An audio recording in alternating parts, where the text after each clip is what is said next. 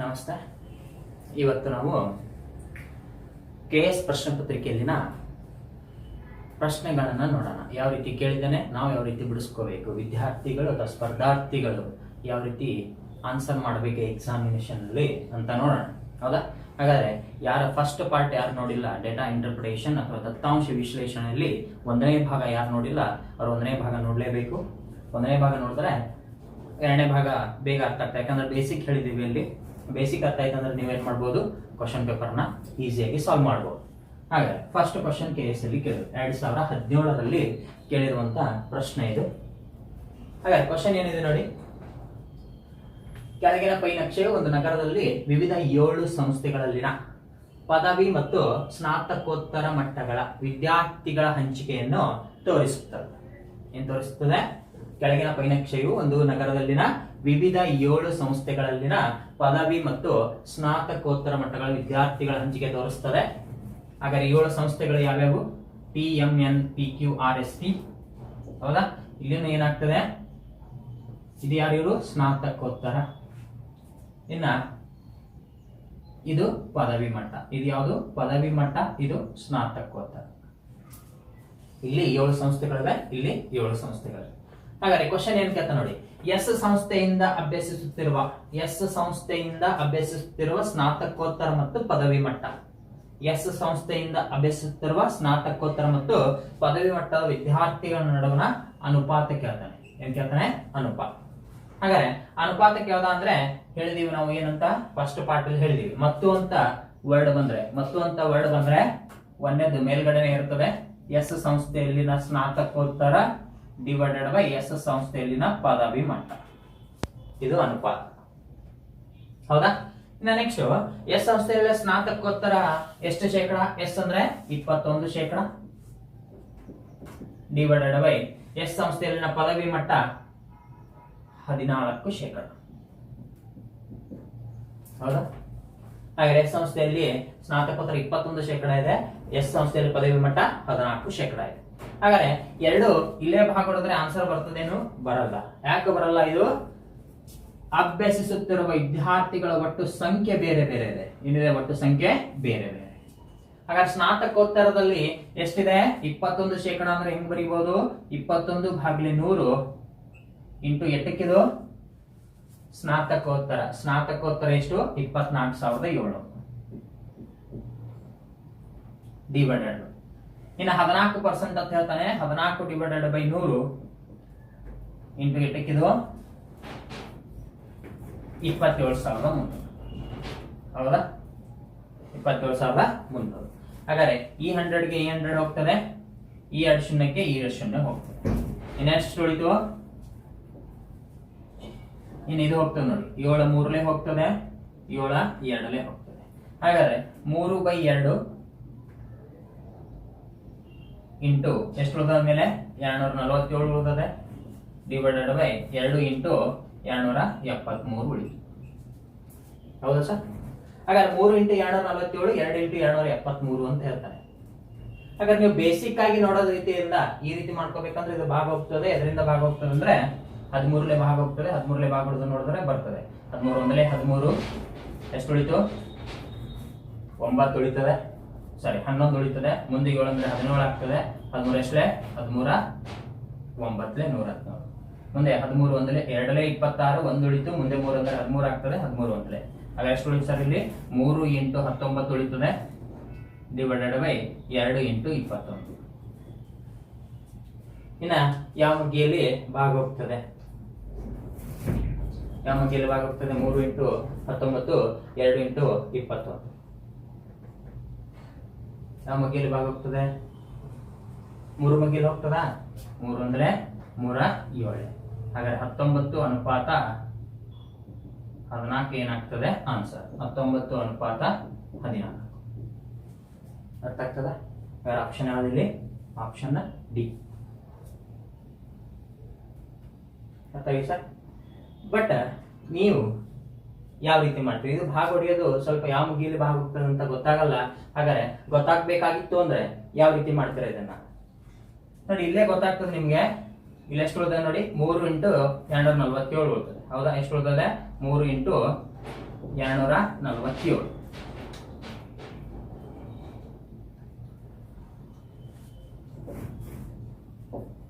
3 into 247 ಉಳಿದದೆ divided by 2 into 273 ಉಳಿದದೆ. ಹೌದಾ ಸರ್? ಹಾಗಾದ್ರೆ 3 ಇಂಟು 247 ಅಂದ್ರೆ ರೌಂಡ್ ಫಿಗರ್ ಮಾಡಿದ್ರೆ ಎಷ್ಟಾಗ್ತದೆ? ಇದು 3 ಇಂಟು 250 ಆಗ್ತದೆ ಡಿವೈಡೆಡ್ ಬೈ 2 ಇಂಟು 300 ಮಾಡ್ಕೊಳ್ಳಿ. ಇದನ್ನ ಏನ್ ಮಾಡ್ತೀರಾ? 300. ಹಾಗಾದ್ರೆ 3 ಇಂಟು 250 ಅಂದ್ರೆ 750 ಆಗ್ತದೆ ಡಿವೈಡೆಡ್ ಬೈ 600 ಡಿವೈಡೆಡ್ ಬೈ 600. ಹಾಗೆ 750 ಡಿವೈಡೆಡ್ ಬೈ 600 ಅಂದ್ರೆ ಒಂದನೇ ಸಂಖ್ಯೆ ಏನದೆ? ದೊಡ್ಡದದೆ. 600 ಅನ್ನೋದು ಕೆಳಗಡೆ ಏನ್ ಬರಬೇಕು? ಸಣ್ಣದು ಬರಬೇಕಂದ್ರೆ ಚಿಕ್ಕದು ಬರಬೇಕು. ಒಂದನೇದು ದೊಡ್ಡದಿದೆ, ಎರಡನೇದು ಚಿಕ್ಕದಿದೆ. ಹಾಗಾದ್ರೆ ಉತ್ತರ ಆಯ್ಕೆಗಳಲ್ಲಿ ಒಂದನೇ ಆಪ್ಷನ್ ದೊಡ್ಡದು ಬರಬೇಕು, ಎರಡನೇ ಆಪ್ಷನ್ ಏನಾಗಬೇಕು? ಚಿಕ್ಕದು ಬರಬೇಕು ಅಂತ ಹೇಳ್ತೀವಿ. ಹಾಗಾದ್ರೆ ಉತ್ತರ ಆಯ್ಕೆಗಳಲ್ಲಿ ಒಂದನೇ ಆಪ್ಷನ್ 14 ಇದೆ, 19. ನೋಡಿ ಇಲ್ಲಿ 14, 19 ಇದೆ ಒಂದನೇ ಆಪ್ಷನ್. ಎರಡನೇ ಆಪ್ಷನ್ 19, 21 ಇದೆ. ಮೂರನೇ ಆಪ್ಷನ್ 17, 21 ಇದೆ. ನಾಲ್ಕನೇ ಆಪ್ಷನ್ 19, 14 ಇದೆ. ಹೌದಾ? ಹಾಗಾದ್ರೆ ಒಂದನೇ ಆಪ್ಷನ್ ಏನಿರ್ಬೇಕು? ದೊಡ್ಡದಿರಬೇಕು. ಎದಕ್ಕೆ ಹೋಲಿಸಿದ್ರೆ? ಎರಡನೇದಕ್ಕೆ. ಹಾಗಾದ್ರೆ ಇದರಲ್ಲಿ ಇದೆಯಾ? ಇಲ್ಲ. ಒಂದನೇದು ಚಿಕ್ಕದಿದೆ, ಆಗಲ್ಲ. ಇಲ್ಲಿ 19, 21ಕ್ಕಿಂತ ಏನಾದ್ರು ಚಿಕ್ಕದಿದೆ, ಆಗಲ್ಲ. 17, 21ಕ್ಕಿಂತ ಚಿಕ್ಕದಿದೆ, ಆಗಲ್ಲ. 19, 14ಕ್ಕಿಂತ ಏನದೆ? ಚಿಕ್ಕದಿದೆ. ಸಾರಿ, 19 ಅನ್ನೋದು 14ಕ್ಕಿಂತ ಏನದೆ? ದೊಡ್ಡದಿದೆ. ಆದ ಕಾರಣ ಯಾವ್ದಾಗ್ತದೆ? Option D. ಆಪ್ಷನ್ ಯಾವ್ದಾಗ್ತದೆ? ಡಿ. 19 ಅನುಪಾತ 14. ಅರ್ಥ ಆಗ್ತದೆ ಸರ್? ಸರ್ ಬೇಸಿಕ್ ಆಗಿ ಕಲಿಬೇಕು. ನೀವು ಬೇಸಿಕ್ ಆಗಿ ಕಲಿತ್ರೆ ಬೇಗನೆ ಬರ್ತದೆ. ಅಂದ್ರೆ ನೀವು ಕ್ಯಾಲ್ಕುಲೇಷನ್ ಪಾರ್ಟ್ ಪೂರ್ತಿಯಾಗಿ ಮಾಡೋದಿರಲ್ಲ. ಅಲ್ಲಿ ಪೂರ್ತಿಯಾಗಿ ಮಾಡ್ತಿದ್ರೆ ನಿಮ್ಗೆ ಮಗ್ಗಿ ಬರ್ಬೇಕಾಗ್ತದೆ. ತುಂಬಾ ಇದರಲ್ಲೇ ಹೋಗ್ತದೆ ಅಂತ ಸ್ವಲ್ಪ ಬೇಗನೆ ಗೊತ್ತಾಗಬೇಕು. ಬೇಗನೆ ಗೊತ್ತಾಯ್ತು ಅಂದ್ರೆ ಮಾಡ್ತೀರಾ, ಇಲ್ಲಾಂದ್ರೆ ಉತ್ತರ ಆಯ್ಕೆ ಮುಖಾಂತರ ಬೇಗನೆ ಕಂಡುಹಿಡಿಬಹುದು. ಹೌದಾ? ಇನ್ನು ನೆಕ್ಸ್ಟ್ ಕ್ವಶನ್ ನೋಡೋಣ. ನೆಕ್ಸ್ಟ್ ಸೇಮ್ ಕ್ವಶನ್ ಇದೆ. ಹೌದಾ? ಸೇಮ್ ಕ್ವಶನ್ ಏನದ ನೋಡಿ.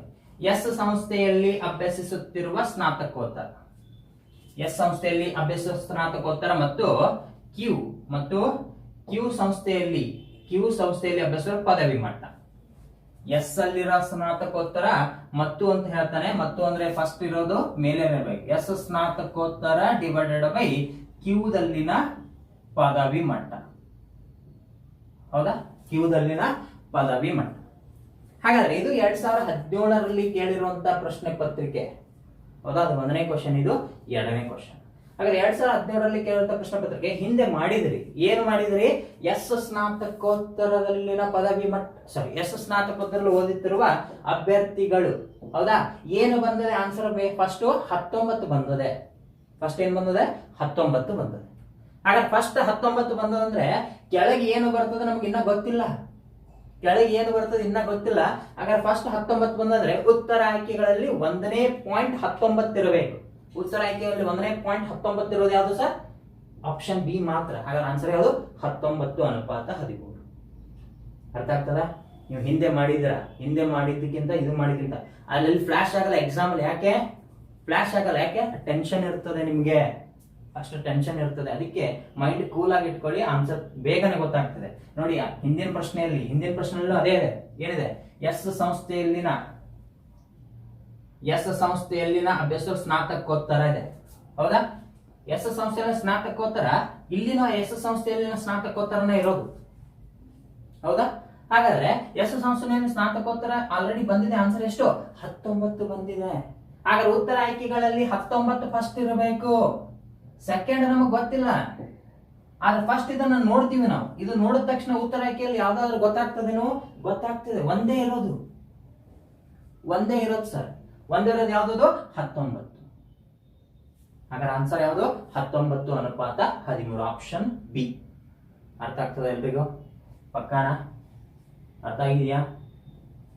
ನೋಡಿ, ಅರ್ಥ ಆಗಿತ್ತಲ್ಲ ಅಂದ್ರೆ ಈ ರೀತಿ ಮಾಡ್ಕೊಳ್ಳಿ. ಎಸ್ ಸ್ನಾತಕೋತ್ತರ ಅಂದ್ರೆ 21% ಡಿವೈಡೆಡ್ ಬೈ ಕ್ಯೂನಲ್ಲಿನ ಪದವಿ ಎಷ್ಟು? 13%. ಅರ್ಥ ಆಗ್ತದೆ ಸರ್ ಎಲ್ರಿಗೂ? ನೆಕ್ಸ್ಟ್ ಹೋಗೋಣ. ಇದಕ್ಕಿಂತ ಮುಂಚೆ ಸೇಮ್ ಕ್ವಶನ್, ಇದು 2011ರಲ್ಲಿ ಕೇಳಿರುವಂತ ಪ್ರಶ್ನೆ ಪತ್ರಿಕೆ. ಹೌದಾ? 2011ರಲ್ಲಿ ಸೇಮ್ ಇದೆ. ದತ್ತಾಂಶ ವಿಶ್ಲೇಷಣೆ ಚಾರ್ಟ್ಗಳು ಸೇಮ್ ಇವೆ.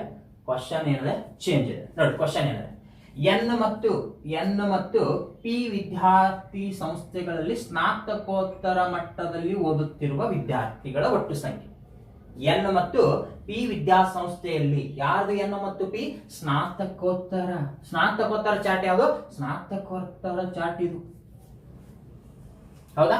ಹಾಗಾದ್ರೆ ಸ್ನಾತಕೋತ್ತರ ಚಾರ್ಟ್ ಇದು ಅಂದ್ರೆ ಸ್ನಾತಕೋತ್ತರದಲ್ಲಿ ಯಾರ್ಯಾರ್ದು ಬೇಕಾಗಿದೆ? ಎನ್ ಮತ್ತು ಪಿ ಬೇಕಾಗಿದೆ. ಎನ್ ಮತ್ತು ಪಿ ಒಟ್ಟು ಕೇಳ್ತಾನೆ. ಎನ್ ಮತ್ತು ಪಿ ವಿದ್ಯಾರ್ಥಿಗಳ ಒಟ್ಟು ಸಂಖ್ಯೆ ಅಂದ್ರೆ ಎರಡು ಏನ್ ಮಾಡ್ತೀರಾ? ಕೂಡಿಸ್ತೀರಾ. ಹಾಗಾದ್ರೆ ಎನ್ ಮತ್ತು ಪಿ, ಎನ್ ಎಷ್ಟು ಜನ ಇದ್ದಾರೆ? 15% ಇದ್ದಾರೆ. ಪ್ಲಸ್ ಪಿ ಎಷ್ಟು ಜನ ಇದ್ದಾರೆ?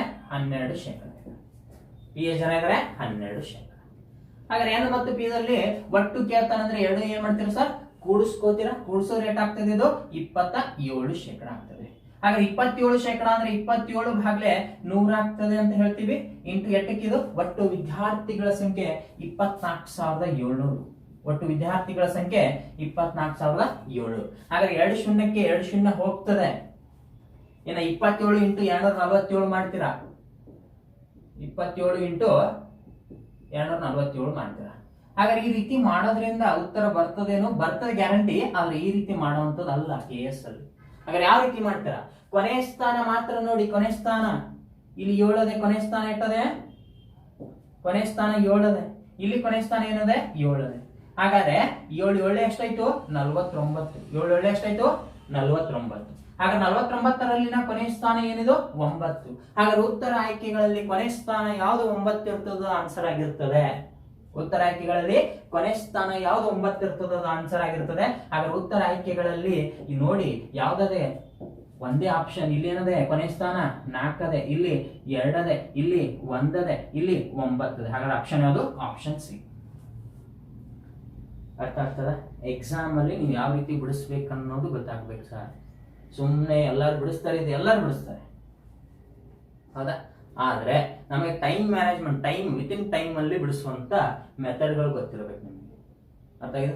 ನಮ್ಗೇನ್ ಬೇಕು? ಆನ್ಸರ್ ಬೇಕು, ಎಕ್ಸಾಕ್ಟ್ ಆಗಿರೋ ಆನ್ಸರ್ ಬೇಕು. ಹಾಗಾದ್ರೆ ಎಕ್ಸಾಕ್ಟ್ ಆನ್ಸರ್ ಇದೆ ಅಂತ ಹೇಳ್ತೀವಿ. ಯಾಕೆ? ಕೊನೆಯದಾಗಿ 9 ಬಂದಿದೆ. ಉತ್ತರ ಆಯ್ಕೆಯಲ್ಲಿ ಕೊನೆಯದಾಗಿ ಯಾವ್ದು 9 ಇರ್ತದೋ ಅದು ಆನ್ಸರ್. ಹಾಗಾದ್ರೆ ಎನ್ ಮತ್ತು ಪಿ ಕೂಡಿಸ್ತೀರಾ. ಕೂಡಿಸಿದ್ರೆ 27 ಅಂದ್ರೆ ಹೆಂಗ ಬರೀತೀರಿ? 27/100 2 0ಗೆ 2 0 ಹೋಗ್ತದೆ. ಹಾಗಾದ್ರೆ ಕೊನೆ ಸ್ಥಾನ 7 ಅದೇ, ಇಲ್ಲಿ ಕೊನೆ ಸ್ಥಾನ 7 ಅದೇ. ಗುಣಾಕಾರ ಮಾಡ್ತೀರಾ. ಯಾಕೆ? ಗುಣಾಕಾರ ಚಿಹ್ನೆ ಅದೇ.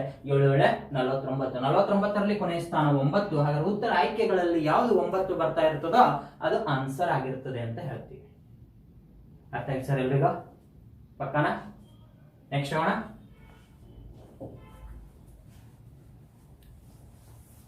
ಇದು ಇನ್ನೊಂದು ಕ್ವಶನ್ ಇತ್ತಲ್ಲ ಇಲ್ಲಿ, ಇರಲಿ ಅದು ನೋಡೋಣ.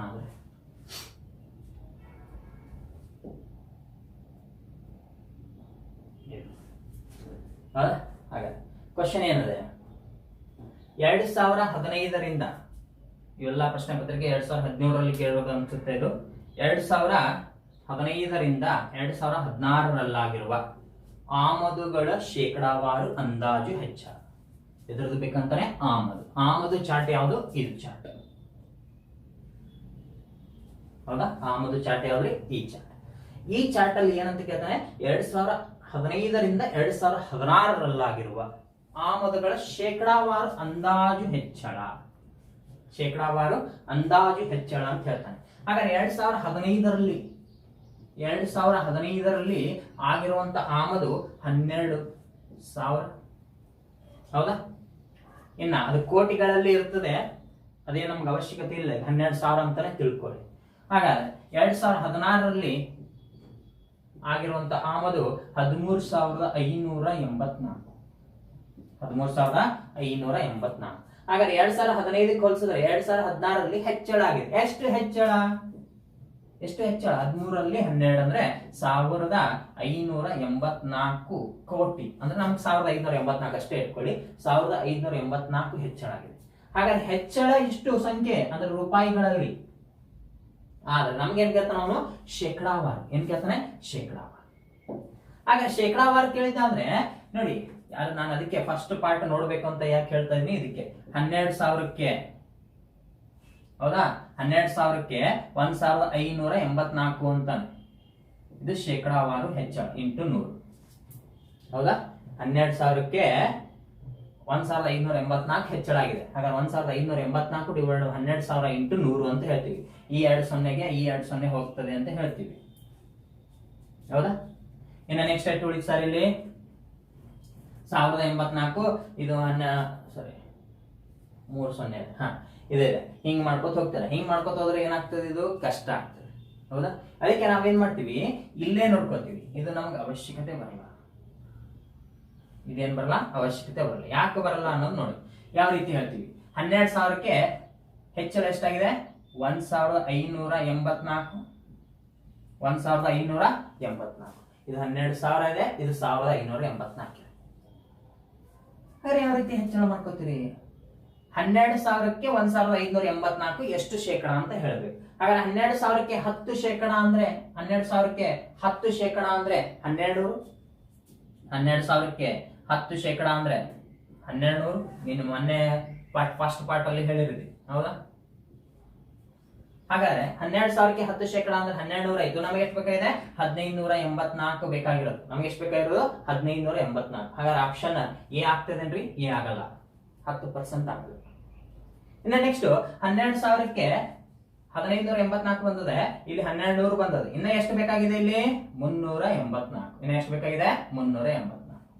ನೋಡಿ, ನಮ್ಗೆ ಏನ್ ಕೇಳ್ತಾನೆ? ಅಂದಾಜು ಹೆಚ್ಚಳ ಕೇಳ್ತಾನೆ. ಹೌದಾ? 384. ಹಾಗಾದ್ರೆ 10%ಗೆ 1200 ಆದ್ರೆ 12,000ಕ್ಕೆ 1% ಎಷ್ಟಾಗ್ತದೆ? 1% ಎಷ್ಟಾಗ್ತದೆ? ಇದು 10%. ಹಾಗಾದ್ರೆ 12,000ಕ್ಕೆ 1% ಎಷ್ಟಾಗ್ತದೆ? 120. 1% ಎಷ್ಟಾಗ್ತದೆ? 120. ಹಾಗಾದ್ರೆ ನಮಗೆ ಎಷ್ಟು ಬೇಕಾಗಿದೆ? 384 ಬೇಕಾಗಿದೆ. 1% 120 ಆದ್ರೆ 2%ಗೆ 240, 3%ಗೆ 360. ಹಾಗಾದ್ರೆ ಇನ್ನ 3% ಬೇಕಾಗಿದೆ. ಇನ್ನ ಎಷ್ಟು ಬೇಕಿದು? ಟೋಟಲ್ ಆಗಿ ಇದು 10% ಆಯ್ತು.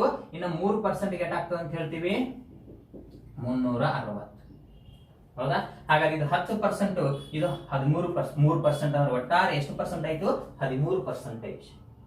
ಹೌದಾ? ಎಷ್ಟು? 24 ಹೆಚ್ಚಳ ಆಗಿದೆ ಅಷ್ಟೇ. ಈಗ ಹೌದಾ? 24 ಅಷ್ಟೇ ಡಿಫ್ರೆನ್ಸ್ ಇದೆ. ಆದ್ರೆ ನಮ್ಗೆ ಏನ್ ಕೇಳ್ತಾರೆ? ಅಂದಾಜು ಬೇಕಾಗಿಲ್ಲ ನಮ್ಗೆ. ಹಾಗಾದ್ರೆ ಆನ್ಸರ್ ಎಷ್ಟು? 13%. ಅರ್ಥ ಆಗ್ತದೆ ಸರ್ ಎಲ್ರಿಗೂ? ಪಕ್ಕಾನ? ಇಲ್ಲ ನೀವು ಒರಿಜಿನಲ್ ಆಗಿ ಬಿಡಿಸ್ಬೇಕಾಗಿತ್ತಂದ್ರೆ ಬಿಡಿಸಬಹುದು. ಯಾವ ರೀತಿ ಒರಿಜಿನಲ್ ಆಗಿ ಬಿಡಿಸ್ತೀರಿ? ಅಂದಾಜು ಹೆಚ್ಚಳ ಅಂತ ಹೇಳ್ತಾನೆ. ಅಂದಾಜು ಹೆಚ್ಚಳ ಅಂದ್ರೆ ಹೆಂಗ್ ಮಾಡ್ತೀರಿ? 13,584 minus 12,000 divided by 1,000 divided by 12,000 into 100. ಈ ರೀತಿ ಮಾಡ್ಕೊಳ್ಬೇಕಾಗ್ತದೆ. ಹೌದು? ಈ ರೀತಿ ಬರ್ಕೋಬೇಕಾಗ್ತದೆ. ಹೌದು? ಹಾಗಾದ್ರೆ ಈ ರೀತಿ ಬರ್ಕೊಂಡಾಗ ನಿಮ್ಗೆ ಏನಾಗ್ತದೆ? ಕ್ಯಾಲ್ಕುಲೇಷನ್ ಪಾರ್ಟ್ ಸ್ವಲ್ಪ ಡಿಫಿಕಲ್ಟ್ ಆಗ್ತದೆ. ಡಿಫಿಕಲ್ಟ್ ಆದ್ದರಿಂದ ಏನಾಗ್ತದೆ? ಇದನ್ನ ಬಿಡಿಸಕ್ಕೆ ನಿಮ್ಗೆ ಕಷ್ಟ ಆಗ್ತದೆ. ಆದ್ದರಿಂದ ಅಂದಾಜು ಹೆಚ್ಚಳ ಅಂತ ಹೇಳಿದಾಗ ನೀವು ಅಂದಾಜಾಗಿ ಮಾಡ್ಕೋತ ಹೋಗ್ಬೇಕಾಗ್ತದೆ. ಹೌದಾ? ಅಂದಾಜಾಗಿ ಏನ್ ಮಾಡ್ಕೋಬೇಕು? ಮಾಡ್ಕೋತ ಹೋಗ್ಬೇಕಾಗ್ತದೆ. ಹಾಗಾದ್ರೆ ಎಕ್ಸಾಮ್ ಅಲ್ಲಿ ಪಾಯಿಂಟ್ ಆಫ್ ವ್ಯೂ ನೀವು ಏನಂತ ನೋಡ್ತೀರಾ ನೋಡಿ, ಕರೆಕ್ಟ್ ಆಗಿ ತಿಳ್ಕೋಬೇಕು.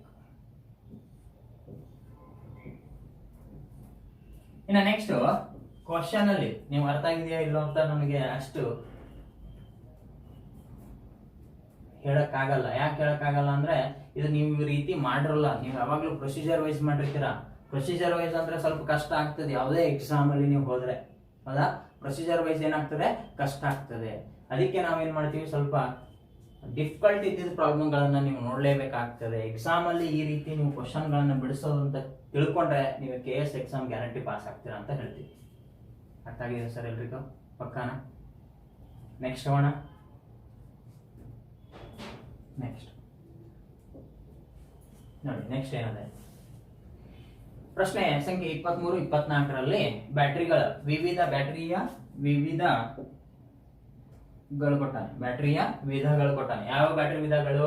4AH, 7AH, 32, 35, 55AH ನ ಬ್ಯಾಟರಿಗಳ ವಿಧಗಳು. ಇದು ವರ್ಷ ಕೊಟ್ಟಿರ್ತಾನೆ. ಇದು ಒಟ್ಟು ಕಾಲಮ್.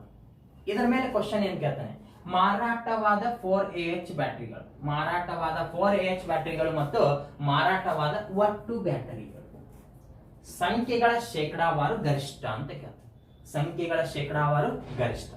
ಮಾರಾಟವಾದ 4AH ಅಂದ್ರೆ ಈ ಪಾರ್ಟ್ ನೋಡ್ಕೋಬೇಕು, ಇನ್ನೊಂದು ಒಟ್ಟು ಪಾರ್ಟ್ ನೋಡ್ಕೋಬೇಕು. ಹೌದಾ? ಹಾಗಾದ್ರೆ ಯಾವ್ಯಾವ ವರ್ಷದ ನೋಡ್ಕೋಬೇಕು ಅಂದ್ರೆ ನಿಮ್ಗೆ ಗೊತ್ತಾಗಲ್ಲ. ಯಾವ್ಯಾವ ವರ್ಷದ ನೋಡ್ಕೋತೀರಿ? ಉತ್ತರ ಆಯ್ಕೆಗಳಲ್ಲಿ ಯಾವ ವರ್ಷ ಕೊಟ್ಟಿರ್ತಾನೋ ಅದನ್ನ ಮಾತ್ರ ನೋಡ್ಕೋಬೇಕು.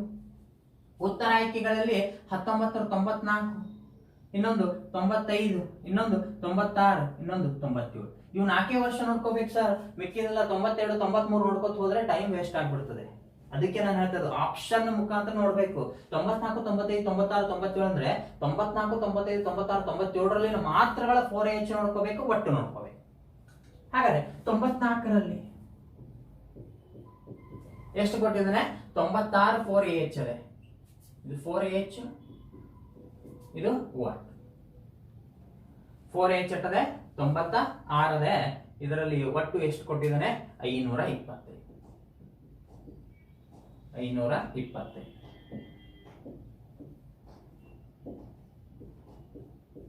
ಇನ್ನ 1995 ಒಟ್ಟು ಎಷ್ಟದೆ? 105 ಅದೆ. ಸಾರಿ, 4AH 105, ಒಟ್ಟು 510. ಇನ್ನು 1996ರಲ್ಲಿ 4AH ಎಟ್ಟವೆ? 90, ಒಟ್ಟು ಎಟ್ಟದೆ? 465. ಇನ್ನು 1997ರಲ್ಲಿ ಒಟ್ಟು 4AH 105, ಒಟ್ಟು 495. ಒಟ್ಟು ಎಷ್ಟು? 495. ಅರ್ಥ ಆಗಿ? ಹಾಗಾದ್ರೆ ನಮಗೇನು ಬೇಕಾಗಿದೆ? ಗರಿಷ್ಠವಾದ ಶೇಕಡಾವಾರು ಬೇಕಾಗಿದೆ. ಎಷ್ಟು ಬೇಕಾಗಿಲ್ಲ ಎಕ್ಸಾಕ್ಟ್ ಆಗಿ, ಬಟ್ ಗರಿಷ್ಠ ಬೇಕಾಗಿದೆ. ಹಾಗಾದ್ರೆ ನಾವು ಸಿಂಪಲ್ ಆಗಿ 10%, 20% ರೀತಿ ಹೋಗ್ತೀವಿ. ಹಾಗಾದ್ರೆ 10% ಎಟ್ಟಿದು 52.5. 10% ಎಟ್ಟು 52.5. ಹಾಗಾದ್ರೆ 20% ಎಷ್ಟಾಗ್ತದೆ? ಇದು 105 ಆಗ್ತದೆ. 20% ಎಷ್ಟಾಗ್ತದೆ? 20% ಎಷ್ಟಾಗ್ತದೆ? ಇದು 105 ಆಗ್ತದೆ. ಅಂದ್ರೆ ಆನ್ಸರ್ 20% ಗಿಂತ ಕಡಿಮೆ ಅದು. ಇದು ಯಾಕಂದ್ರೆ 20% ಗೆ 105 ಅಂದ್ರೆ ಇದು 20% ಗಿಂತ ಕಡಿಮೆ. 96 ಅಷ್ಟೇ ಬೇಕಾಗಿರೋದು. ಅಂದ್ರೆ ಆನ್ಸರ್ ಇದೆ 20% ಕಡಿಮೆ. ಇನ್ನು ಇದು ನೋಡ್ತೀವಿ, 10% ಗೆ 51 ಇದೆ. 20% ಗೆ 10% 51 ಇದೆ. 20% ಗೆ ಎಷ್ಟಾಗ್ತದೆ? 102. 20% ಗೆ ಎಷ್ಟು? 102. ಹಾಗಾದ್ರೆ 10% ಗೆ 51 ಅಂದ್ರೆ 20% ಗೆ 102 ಆಗ್ತದೆ. ಹಾಗಾದ್ರೆ ನಮ್ಗೆ ಹೇಳ್ಬೇಕಾದ್ರೆ 105. ಹಾಗಾದ್ರೆ ಇದು 20% ಗೆ ಹೆಚ್ಚದ ಕಮ್ಮದ? ಹೆಚ್ಚಂದ್ರೆ ಇದು ಕಡಿಮೆ ಇತ್ತಂದ್ರೆ ಇದು ಆನ್ಸರ್ ಆಗಲ್ಲ ಅಂತ ಹೇಳ್ತೀವಿ. ಅರ್ಥ ಆಗ್ತದ ಹೇಳೋದು? ಇದು 20% ಗಿಂತ ಕಡಿಮೆ ಇದೆ. ಇದು 20% ಗಿಂತ ಹೆಚ್ಚ. ಹಾಗಾದ್ರೆ ನಮ್ಗೆ ಏನ್ ಬೇಕಾಗಿದೆ? ಗರಿಷ್ಠ ಅಂದ್ರೆ ಹೆಚ್ಚಿದ್ದು ಬೇಕಾಗಿದೆ. ಹಾಗಾದ್ರೆ ಆಪ್ಷನ್ ಎ ಆಗಲ್ಲ ಅಂತ ಹೇಳ್ತೀವಿ. ಅಂದ್ರೆ 95 ಆಗ್ಬೋದು, ಯಾಕಂದ್ರೆ 20% ಗಿಂತ ಹೆಚ್ಚ. ಇನ್ನ 10% ಗೆ 46.5 ಆಯ್ತು. 10% ಗೆ 46.5 ಇದೆ. 20% ಗೆ ಎಷ್ಟಾಗ್ತದೆ? 20% ಗೆ ಎಷ್ಟಾಗ್ತದೆ? 93 ಆಗ್ತದೆ. 0.5 ಡಬಲ್. ಹಾಗಾದ್ರೆ ಇದು 20% ಅದೇ. 20% ಗೆ 93 ಬಂತು. 20% ಗೆ 93 ಅಂದ್ರೆ ನಮ್ಗೆ ಇಲ್ಲಿ 90 ಇದೆ. ಹಾಗಾದ್ರೆ ಇದು 20% ಗಿಂತ ಹೆಚ್ಚದ ಕಮ್ಮದ? ಕಡಿಮೆ ಇದೆ. ಅಂದ್ರೆ ಇದು ಆಪ್ಷನ್ ಆಗಲ್ಲ ಅಂತ ಹೇಳ್ತೀವಿ. ಯಾಕೆಂದ್ರೆ 20% ಹೆಚ್ಚು ಬಂದದ. ಇನ್ನು ನೆಕ್ಸ್ಟ್ ಇದಕ್ಕೆ ಹೋಗ್ತೀವಿ. 49.5ಕ್ಕೆ 10% ಆದ್ರೆ 49.5ಕ್ಕೆ 10% ಆದ್ರೆ 20% ಗೆ ಎಷ್ಟಾಗ್ತದೆ? 99. 20% ಗೆ ಎಷ್ಟಾಗ್ತದೆ? 99. ಹಾಗಾದ್ರೆ ಇಲ್ಲಿ 105 ಬೇಕು. ಇಲ್ಲಿ ಎಷ್ಟದೆ? ಇಲ್ಲಿ 102 ಇದೆ. ಇಲ್ಲಿ 99 ಇದೆ. ಇಲ್ಲಿ 102 ಇದೆ. ಇದನ್ನು 20% ಗೆ ಹೆಚ್ಚು. ಅದ್ರಾಗ ಇದು ಆಗಬಹುದು, ಇದು ಆಗಬಹುದು. ಯಾಕೆ? 20% ಗಿಂತ ಹೆಚ್ಚು. ಹಾಗಾದ್ರೆ 20% ಗಿಂತ ಹೆಚ್ಚು ಆಗಿಬಿಟ್ಟವೆ. ಈಗ ನಾವ್ ಏನ್ ಮಾಡ್ತೀವಿ? 1%. ಇಲ್ಲಿ ನೋಡಿ, ಇಲ್ಲಿ 105 ಇದೆ. ಇಲ್ಲಿ 102. ಇಲ್ಲಿ 99ಗೆ 10%, ಸಾರಿ 495ಕ್ಕೆ 10%, 49.5. ಹಾಗಾದ್ರೆ 1% ಗೆ ಎಷ್ಟಾಗ್ತದೆ? 4.95. 1% ಗೆ 4.95 ಅಂದ್ರೆ 4.95 5 ಕೂಡಿಸ್ಕೊತೀವಿ. ಎಷ್ಟಾಯ್ತು? 104. ಹೌದಾ? ಹಾಗಾದ್ರೆ 21% ಗಿಂತ ಹೆಚ್ಚದೆ. ಇದು ಏನಾಗ್ತದೆ? 1% ಗೆ 5.1 5 ಕೂಡಿಸಿದ್ರೆ 107 ಆಗ್ತದೆ. ಹಾಗಾದ್ರೆ ಆಪ್ಷನ್ ಯಾವ್ದಾಗ್ತದೆ? 1997. ಯಾಕೆ? ಇದು 21% ಗಿಂತ ಹೆಚ್ಚು ಬರ್ತದೆ. ಇದು ಏನ್ ಬರ್ತದೆ? 20% ಗಿಂತ 21 ಗಿಂತ ಕಡಿಮೆ ಬರ್ತದೆ. ಹಾಗಾದ್ರೆ ಆಪ್ಷನ್ ಯಾವುದು? Option D, 1997. ಅರ್ಥ ಆಗ್ತದೆ ಎಲ್ರಿಗೂ? ಪಕ್ಕನ ಸ್ವಲ್ಪ ಬೇಸಿಕ್ ಆಗಿ ನೀವು ನೋಡ್ಕೊಳ್ಳೇಬೇಕು. ಯಾಕಂದ್ರೆ ಇದು ಮಾಡಬೇಕು ಅಂದ್ರೆ ಸ್ವಲ್ಪ ನೀವು ವರ್ಕ್ ಮಾಡಿರಲೇಬೇಕು. ಎಲ್ಲಾರು ನೀವು ಶಾರ್ಟ್ಕಟ್ ಅಂದ್ರೆ ಇದು ಬೇಸಿಕ್ ಆಗಿ ಶಾರ್ಟ್ಕಟ್ ಇದೆ. ನೀವೇನ್ ಮಾಡ್ತೀರಾ? ಪ್ರೊಸೀಜರ್ ವೈಸ್ ಹೋದರೆ ನೀವ್ ಹೆಂಗ್ ಮಾಡ್ತೀರಿ, 96,525 ಅಂದ್ರೆ 96 ಡಿವೈಡೆಡ್ ಬೈ 525 ಇಂಟು 100 ಇದು ಬರ್ತದ ಅಂತ ನೋಡ್ತಾನೆ. ಬರ್ತದ ಅಂತ ಬರ್ಲಿಕ್ಕೆ ಇಲ್ಲ ಅಂದ್ರೆ ಎಷ್ಟು ತುಂಬಾನೇ ಆಗ್ತದೆ. ಎಲ್ಲಿ ಇಟ್ಟಾರೆ ನೋಡ್ರಿ, ಆಪ್ಷನ್ ಡಿ ನೇ ಇಟ್ಟಾರ ಅವರು. ಆಪ್ಷನ್ ಡಿ ನೇ ಇಟ್ಟಿದ್ದಾರೆ ಎಕ್ಸಾಮಿನೇಷನ್ ಅಲ್ಲಿ. ಅದಕ್ಕೆ ನೀವು ಬೇಸಿಕ್ ಆಗಿ ತಿಳ್ಕೊಂಡೋದ್ರೆ ಎಕ್ಸಾಮ್ ಅಲ್ಲಿ ಫಾಸ್ಟ್ ಆಗಿ ಮಾಡ್ಬೋದು ಸರ್. ಅರ್ಥ ಆಗಿದೆ ಎಲ್ರಿಗೂ? ಪಕ್ಕಾನ ಅರ್ಥ ಆಗಿದೆಯಾ? ಓಕೆ, ನೆಕ್ಸ್ಟ್ ಕ್ವಶನ್ ನೋಡಿ. ನೆಕ್ಸ್ಟ್ ಕ್ವಶನ್ ಇದು 2017ರಲ್ಲಿ ಬಿದ್ದಿರುವಂತ ಕ್ವಶನ್.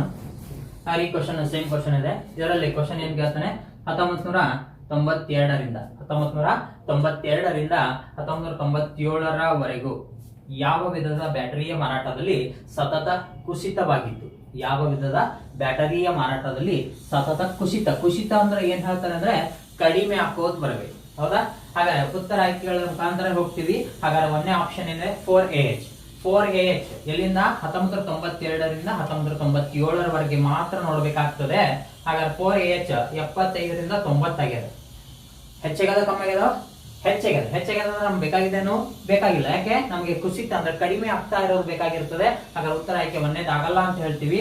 ಇನ್ನ ಆಪ್ಷನ್ ಎರಡನೇದು 7AH. 7AH ಇಂದ 144 ಇದೆ, 126 ಕಡಿಮೆ ಆಗಿದೆ, 114 ಕಡಿಮೆ ಆಗಿದೆ, 90 ಕಡಿಮೆ ಆಗಿದೆ, 75 ಕಡಿಮೆ ಆಗಿದೆ, 60 ಕಡಿಮೆ ಆಗಿದೆ, 85 ನೋಡಲ್ಲ. ಯಾಕೆ? ಇದು 1998. ನಮಗೇನ್ ಬೇಕಾಗಿರ್ತದೆ? ಬರೀ 1997ರವರೆಗೆ ಬೇಕಾಗಿರ್ತದೆ. ಹಾಗಾದ್ರೆ 144ರಿಂದ ಸತತವಾಗಿ 7AH ಬ್ಯಾಟರಿಯ ವಿಧಗಳು ಏನಾಗ್ತಾ ಇರ್ತದೆ? ಕಡಿಮೆ ಹಾಕೋದ್ ಬರ್ತಾ ಇರ್ತದೆ. ಹಾಗಾದ್ರೆ ಆಪ್ಷನ್ ಯಾವ್ದಾಗ್ತದೆ? 7AH.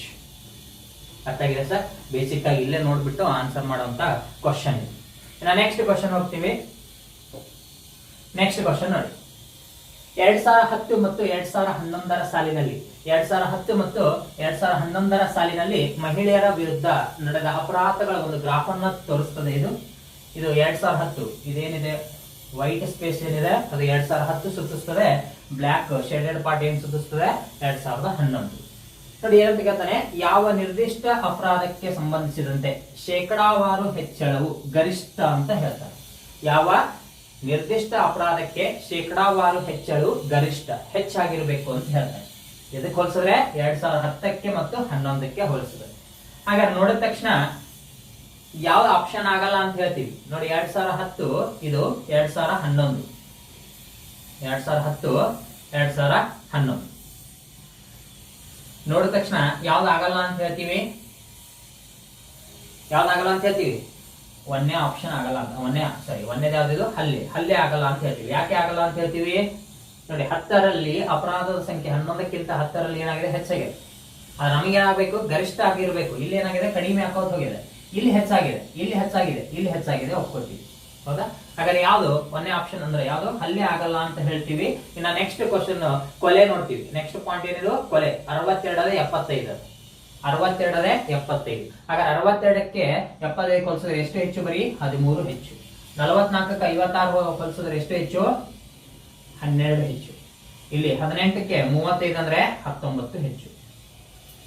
ಹೌದಾ? ಹಾಗಾದ್ರೆ 13 12 19 ಇದು 62ಕ್ಕೆ 75 ಶೇಕಡಾವಾರು ಹೆಚ್ಚಳಬೇಕಾಗಿರ್ತದೆ ನಮ್ಗೆ.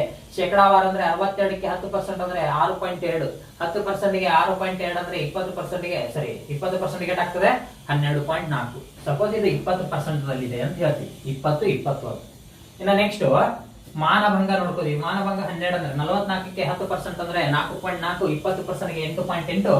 30%ಗೆ 13.7. 30% ನಿಯರ್ 30% ಅಂದ್ರೆ 29 30% ನಲ್ಲಿ ಇದೆ.